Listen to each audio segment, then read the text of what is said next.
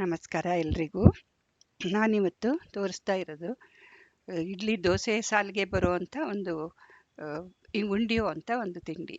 ಇದಕ್ಕೆ ನಾನು ಒಂದು ದೊಡ್ಡ ಲೋಟದಲ್ಲಿ ಒಂದು ಲೋಟ ಅಕ್ಕಿನ ತೊಗೊಂಡಿದ್ದೀನಿ. ದೋಸೆ ಅಕ್ಕಿ ಅಂತ ಹೇಳ್ತಾರಲ್ಲ, ದೋಸೆ ಅಕ್ಕಿನ ತೊಗೊಂಡಿದ್ದೀನಿ. ದೊಡ್ಡ ಲೋಟದಲ್ಲಿ ಒಂದು ಲೋಟ ತೊಗೊಂಡಿದ್ದೀನಿ. ಒಂದು ಲೋಟಕ್ಕೆ ಸುಮಾರಷ್ಟಾಗುತ್ತೆ. ಒಂದು ಲೋಟ ಅದನ್ನು ಅಕ್ಕಿನ ಚೆನ್ನಾಗಿ ತೊಳ್ಕೊಬೇಕು. ಎರಡೆರಡು ಸರ್ತಿ ಚೆನ್ನಾಗಿ ತೊಳ್ಕೊಂಬಿಟ್ಟು ಅದನ್ನು ಚೆನ್ನಾಗಿ ತೊಳ್ಕೊಂಬಿಟ್ಟು ಅದನ್ನು ಬಟ್ಟೆ ಮೇಲೆ ನೆನೆ ಹಾಕ್ಕೋಬೇಕು. ಒಂದು ಬಟ್ಟೆ ಟವಲ್ಲು ಯಾವ್ದು ಮೇಲಕ್ಕೆ, ಒಂದು ಬಟ್ಟೆ ಮೇಲಕ್ಕೆ, ಒಣ ಬಟ್ಟೆ ಮೇಲಕ್ಕೆ ಚೆನ್ನಾಗಿ ಅದನ್ನು ಹರಡ್ಬಿಟ್ಟು ಒಣಗಿಸ್ಕೋಬೇಕು. ಬಟ್ಟೆ ಮೇಲೆ ಒಣಗಿಸ್ಕೋಬೇಕು. ಈ ಥರ ತೊಳೆದಿರೋ ಅಕ್ಕಿನ ಬಟ್ಟೆ ಮೇಲೆ ಹರಡ್ಬಿಟ್ಟು ಚೆನ್ನಾಗಿ ಒಣಗಿಸ್ಕೋಬೇಕು. ಎರಡು ಗಂಟೆ ಒಳಗೆ ಒಣಗಿಬಿಡುತ್ತೆ ಚೆನ್ನಾಗಿ.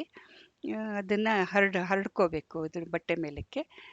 ಇದು ಒಂಥರ ಬ್ರೇಕ್ಫಾಸ್ಟ್ಗೆ ಮಾಡಿದಂಥ ತಿಂಡಿ. ಇಡ್ಲಿ ದೋಸೆ ಅದೇ ಸಾಲಿಗೆ ಬರುತ್ತೆ ಇದೂ. ಚೆನ್ನಾಗಿ ಟೇಸ್ಟು ತುಂಬ ಚೆನ್ನಾಗಿರುತ್ತೆ. ಇದನ್ನು ನೋಡಿ ಈ ಥರ ಹಾಕ್ಕೊಂಬಿಟ್ಟು ಹರಡ್ಕೋತಾ ಇದ್ದೀನಿ. ಇದು ಇಡ್ಲಿ ಥರನೇ ಹೆವಿ ಆಗಿರುತ್ತೆ. ಇದು ಇಡ್ಲಿ ದೋಸೆ ಥರನೇ ಹೆವಿಯಾಗಿ ಇರುತ್ತೆ. ಅದಕ್ಕೆ ಬ್ರೇಕ್ಫಾಸ್ಟಿಗೆ ಮಾಡಿಕೊಂಡ್ರೆ ಒಳ್ಳೆಯದು. ಇದು ರವೆ ರೆಡಿಮೇಡು ಸಿಗುತ್ತೆ ಅಂಗಡಿನಲ್ಲಿ. ನಾನು ಮನೆಯಲ್ಲೇ ಮಾಡ್ತೀನಿ. ಅಕ್ಕಿನ ಮಿಕ್ಸಿಗೆ ಹಾಕ್ಕೊಂಡು, ಅಕ್ಕಿ ತೊಳೆದು ಒಣಗಿಸ್ಕೊಂಡು ಮಿಕ್ಸಿನಲ್ಲಿ ಹಾಕ್ಕೊಂಡು ಸಣ್ಣ ರವೆ ಮಾಡ್ಕೋಬೇಕು. ಅಂಗಡಿನಲ್ಲೂ ಸಿಗೋದು ಇದೇ ಥರ ಸಣ್ಣ ರವೆನೇ ಸಿಗುತ್ತೆ. ಬಟ್ ಮನೇಲಿ ಮಾಡ್ಕೊಂಡಿದ್ದು ಒಂಥರ ನಮ್ಮ ಕೈಯಲ್ಲೇ ಮಾಡ್ಕೊಂಡಿದ್ದು ಅಂತ ಒಂದು ಅಷ್ಟೇನೆ. ಇದು ಸಣ್ಣ ರವೆ ಮಾಡ್ಕೋಬೇಕು. ಸ್ವಲ್ಪ ತರಿಯಾಗಿ ಮಾಡ್ಕೋಬೇಕು. ಇದನ್ನು ಪ್ಲೇಟಲ್ಲಿ ಹಾಕ್ಕೋತಾ ಇದ್ದೀನಿ. ಇದು ಇವಾಗ ಒಂದು ಬಾಣಲೆಯಲ್ಲಿ ಎಣ್ಣೆ ಹಾಕಿಟ್ಕೊಂಡು ಮೆಂತ್ಯ ನಾನು ಸ್ವಲ್ಪ ಜಾಸ್ತಿ ಹಾಕ್ತಾಯಿದ್ದೀನಿ. ನಿಮ್ಗೆ ಬೇಕಾದರೆ ಕಡಿಮೆ ಹಾಕ್ಕೋಬೋದು. ಮೆಂತ್ಯ ಒಳ್ಳೆಯದು ಅಂತ. ಕರಿಬೇವಿನ ಸೊಪ್ಪು ಮತ್ತು ಒಣಮೆಣಸಿನ್ಕಾಯಿ ನಾನು ಗುಂಟೂರು ಹಾಕಿದ್ದೀನಿ. ಯಾವ್ದು ಬೇಕಾದರೂ ಹಾಕ್ಕೋಬೋದು. ಒಣಮೆಣಸಿನ್ಕಾಯಿ ಚೂರುಗಳು. ನಾನು ಎರಡು ಸ್ಪೂನಷ್ಟು ಮೆಂತ್ಯ ಹಾಕಿದ್ದೀನಿ. ಒಳ್ಳೆಯದು ಶುಗರ್ಗೆಲ್ಲ ಅಂತ ಅಂದ್ಬಿಟ್ಟು ಸ್ವಲ್ಪ ಜಾಸ್ತಿ ಹಾಕ್ಕೋತೀನಿ ನಾನು.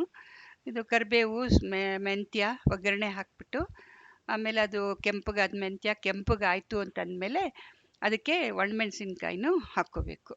ಒಣಮೆಣಸಿನ್ಕಾಯಿ ಚೂರುಗಳು ಮಾಡಿಟ್ಟಿರ್ತೀವಲ್ಲ ಅದನ್ನು ಹಾಕ್ಕೋಬೇಕು. ನಾನು ಹಾಕೋದು ಬರೀ ಮೆಂತ್ಯ, ಕರಿಬೇವು ಮತ್ತು ಒಣಮೆಣಸಿನ್ಕಾಯಿ. ನಿಮ್ಗೇನಾದರೂ ಜಾಸ್ತಿ ಬೇರೆದು ಹಾಕ್ಕೋಬೇಕು ಅಂತಿದ್ರೆ ಹಾಕ್ಕೋಬೋದು. ಆಮೇಲೆ ಇದಕ್ಕೆ ಒಂದು ಲೋಟ ಅಕ್ಕಿಗೆ ಯಾವ ಲೋಟದಲ್ಲಿ ನಾವು ಅಕ್ಕಿನ ಹಾಕಿದ್ದೀವೋ ಅದೇ ಲೋಟದಲ್ಲಿ 2.5 ಲೋಟದಷ್ಟು ನೀರನ್ನು ಹಾಕಬೇಕು. ಆ ಒಗ್ಗರಣೆಯಲ್ಲಿ ನೀರನ್ನು ಹಾಕ್ಬಿಟ್ಟು ಕುದಿಸ್ಕೋಬೇಕು. ನೋಡಿ 2ನೇ ಲೋಟ ಹಾಕ್ತಾಯಿದ್ದೀನಿ. ಇನ್ನೂ ಒಂದು ಅರ್ಧ ಲೋಟನ ಹಾಕ್ತೀನಿ.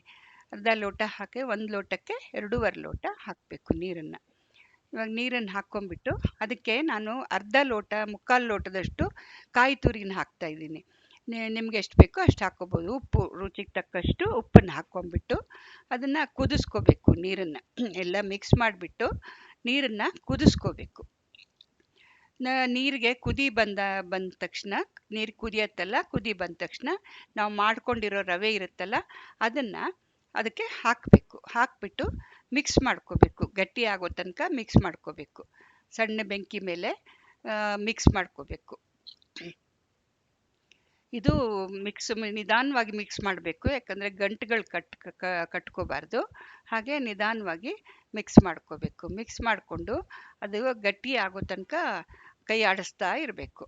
ಅದು ಸುಮಾರು ಗಟ್ಟಿಯಾಗಿ ಬರ್ತಾ ಇದ್ದಂಗೆ ತಳ ಬಿಟ್ಟುಕೊಂಡು ಬರುತ್ತಲ್ಲ, ಹಾಗೆ ಆ ಥರ ನೋಡಿ, ಈ ಥರ ಗಟ್ಟಿ ಆಗದಂಗೆ ಇದು ನೋಡಿ ಇವಾಗ ಗಟ್ಟಿಯಾಗಿದೆ. ನಮಗೆ ಉಂಡೆ ಕಟ್ಟೋ ಅಷ್ಟು ಗಟ್ಟಿ ಆಗಬೇಕದು. ಆ ಥರ ಗಟ್ಟಿ ಆದಮೇಲೆ ಅದನ್ನು ನಾವು ಸ್ಟವ್ ಆಫ್ ಮಾಡಿಬಿಟ್ಟು ಮುಚ್ಚಿಟ್ಬಿಡಬೇಕು. ಆ ಥರ ಗಟ್ಟಿ ಮಾಡಿಕೊಂಡು ಈಗ ಸ್ಟವ್ ಆಫ್ ಮಾಡಿ ಮುಚ್ಚಿಡ್ತಾ ಇದ್ದೀನಿ. ಇವಾಗ ಅದು ನಾನು ಚಟ್ನಿ, ಅದಕ್ಕೊಂದು ಚಟ್ನಿ ಬೇಕಾದರೆ ಸಾಂಬಾರು ಮಾಡ್ಕೋಬೋದು. ನಾನು ಚಟ್ನಿ ಮಾಡ್ತಾಯಿದ್ದೀನಿ. ಹುರ್ಗಡ್ಲೆ, ಒಂದು ಸಣ್ಣ ಜಿಂಜರ್, ಹಸಿ ಶುಂಠಿ ತುಂಡು, ಹಸಿಮೆಣಸಿನ್ಕಾಯಿ ಒಂದು 5, ಕೊತ್ತಂಬರಿ ಸೊಪ್ಪು ಒಂದು 3 ಬೆಳ್ಳುಳ್ಳಿ, ಒಂದು ಅರ್ಧ ಕಾಯಿ ತುರಿ ಹಾಕಿದ್ದೀನಿ. ಚಿಕ್ಕ ಕಾಯಿ ಇತ್ತು, ಅರ್ಧ ಕಾಯಿ ತುರಿ ಹಾಕಿದ್ದೀನಿ. ಇದಿಷ್ಟು ಹಾಕ್ಕೊಂಡ್ಬಿಟ್ಟು ಒಂದು ಚಟ್ನಿ ಮಾಡ್ಕೋತಾ ಇದ್ದೀನಿ. ಕೊತ್ತಂಬರಿ ಸೊಪ್ಪು ಮತ್ತು ಇದಕ್ಕೆ ನಾನು ಹುಣಸೆ ಹಣ್ಣು ಹಾಕ್ತಾ ಇಲ್ಲ, ಇದು ಉಪ್ಪನ್ನು ಹಾಕ್ತಾ ಇದ್ದೀನಿ. ಅದು ಚಟ್ನಿ ಮಿಕ್ಸಿಗೆ ಹಾಕ್ಕೊಂಬಿಟ್ಟು ಚಟ್ನಿ ಮಾಡ್ಕೋಬೇಕು.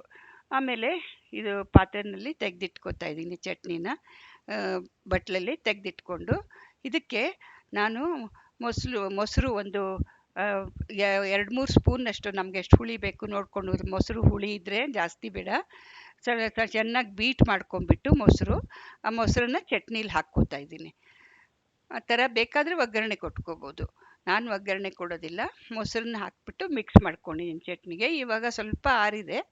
ಈಗ ನಾವು ಒಂದು ಬಟ್ಲಲ್ಲಿ ನೀರು ಇಟ್ಕೊಂಡ್ಬಿಟ್ಟು, ನೀರನ್ನು ಕೈಯಲ್ಲಿ ಅದ್ಕೊಂಬಿಟ್ಟು ಅದನ್ನು ಈ ಥರ ಶೇಪಲ್ಲಿ ಕಟ್ಕೋಬೇಕು ಉಂಡೆಗಳು.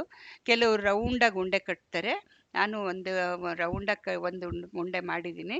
ಇದು ಈ ಥರ ನೋಡಿ ಬೋಟ್ ಶೇಪಲ್ಲಿ ಮಾಡ್ಕೊಂಬಿಟ್ಟು ಈ ಥರ ಒಂದು ಮಧ್ಯದಲ್ಲಿ ಹೆಬ್ಬೆಟ್ಟನ್ನು ಮಾಡಿ ಒತ್ಬಿಟ್ಟು ಇಡಬೇಕು. ಆವಾಗ ಅದು ಮಧ್ಯದಲ್ಲೂ ಚೆನ್ನಾಗಿ ಬೇಯ್ಕೊಳ್ಳುತ್ತೆ ಅಂಥೇಳಿ ಆ ಥರ ಮಾಡೋದು ಅನಿಸುತ್ತೆ. ಇದು ಮುಂಚಿನ ಕಾಲದ ತಿಂಡಿ. ಇದು ಮುಂಚೆ ಎಲ್ಲ ನಮ್ಮ ಹಿರಿಯರೆಲ್ಲ ಮಾಡ್ತಾ ಇದ್ದಿದ್ದು ತಿಂಡಿ, ಅದನ್ನೇ ನಾವು ಮಾಡ್ತಾ ಇರ್ತೀವಿ. ಇದು ಈ ಥರ ನೋಡಿ, ಈ ಥರ ಮಾಡಿಕೊಂಡು ಸಿಲಿಂಡರ್ ಥರ ಮಾಡ್ಕೊಂಡ್ಬಿಟ್ಟು ಮಧ್ಯದಲ್ಲಿ ಒಂದು ಹೆಬ್ಬೆಟ್ಟನ್ನು ಹಾಕಬೇಕು.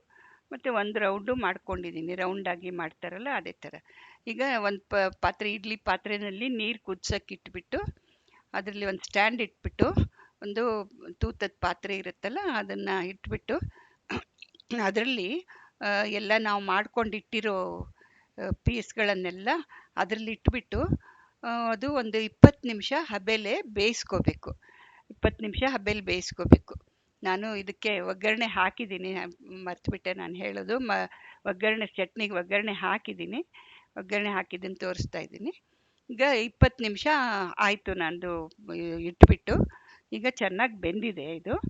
ಈಗ ಬೆಂದಿರೋದನ್ನು ತೆಗೆದು ಹೊರಗಿಡ್ತಾ ಇದ್ದೀನಿ. ನೋಡಿ, ಇದು ರೌಂಡ್ ಮಾಡಿರೋದು ಇಟ್ಟಿದ್ದೀನಿ.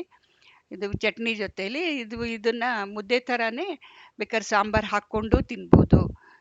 ನಾನು ಚಟ್ನಿ ಮಾಡಿರೋದು, ಚಟ್ನಿ ಹಾಕ್ಬಿಟ್ಟು ತಿಂತಾ ಇದ್ದೀವಿ. ಥ್ಯಾಂಕ್ ಯು, ಧನ್ಯವಾದಗಳು.